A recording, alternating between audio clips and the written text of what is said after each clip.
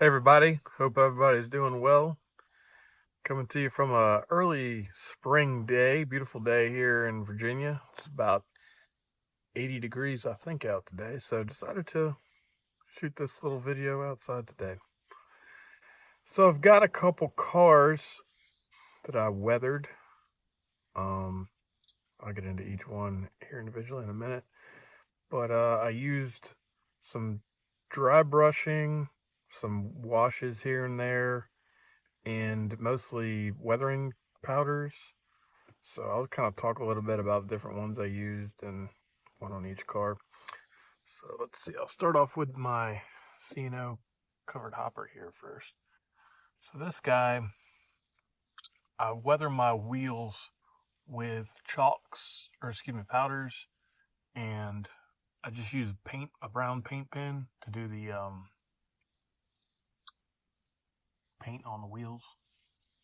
I changed everything out to KD number 5s, is what I've been using, and metal wheel sets. But this one is a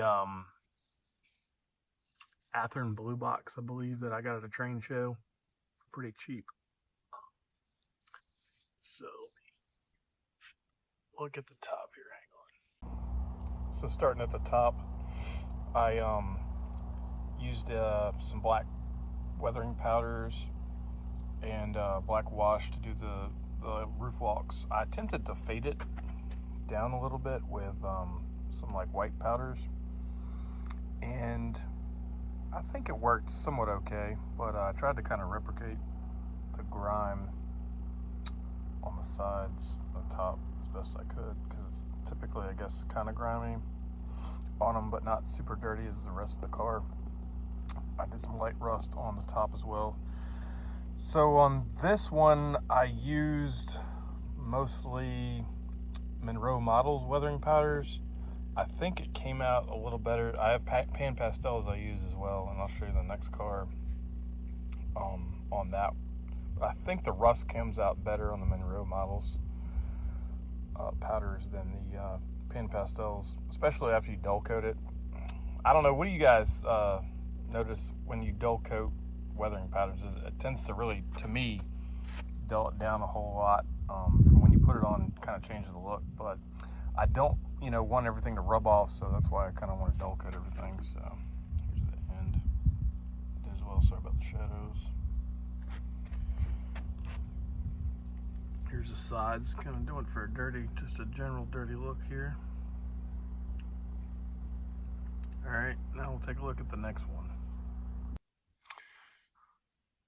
All right, so this one's got a little bit more of a backstory to it. I did the same thing, KD number 5s, metal wheel sets with paint pen and weathered trucks and all that stuff. So this one was an AccuRail kit that I put together. I got on eBay for Penn Central. So I got some inspiration from Seaboard Central.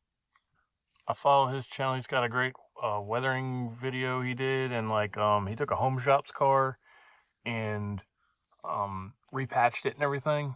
So I kind of got some inspiration from him for that. So what I did was I used, I believe it was a fiberglass burnisher to fade the lettering and everything on the car. Again, I'll send you I'll link his video in there about how he did it and how I did it. You can get them on Amazon for like $10. It works pretty good. So I faded the logo out and repatched it. So this is a fictional leasing company. I'm probably going to do some more cars for. It's Old Dominion Rail Leasing. Since I'm here in Virginia, that's why it's Old Dominion. We're the Old Dominion state.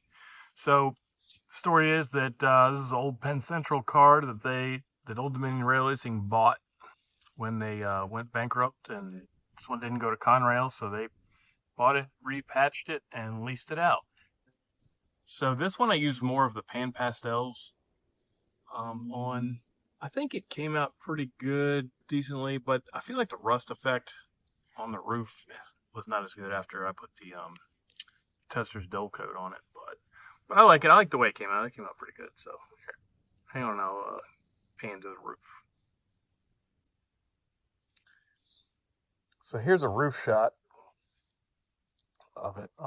Again, it came out a lot lighter on the rust than it did with the hopper. This is the Monroe powders again on this rust on the roof versus the Pan Pastels, and both were dull coated with Testor's dull coat, so it really dulls down the Pan Pastels as opposed to the Monroe models powders, I feel like. Okay, here's a little run by. Again, sorry about the shadows, but I'm just going to run with it.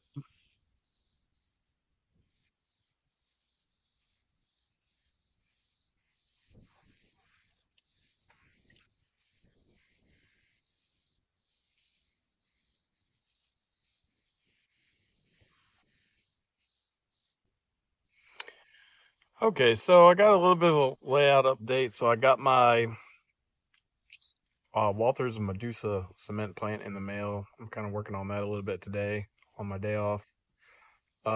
So I'll probably bring out another update in the next week or two.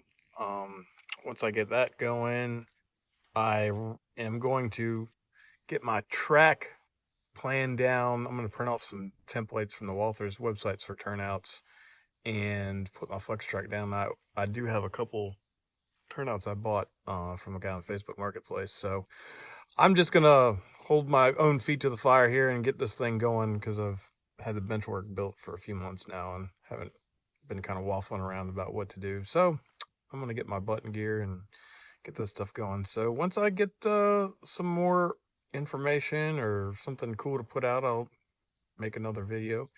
Hope everybody's good. Please like and subscribe and comment. I'm curious to get some feedback or tell me what you're up to in your model railroad. Thanks. Everybody have a good day.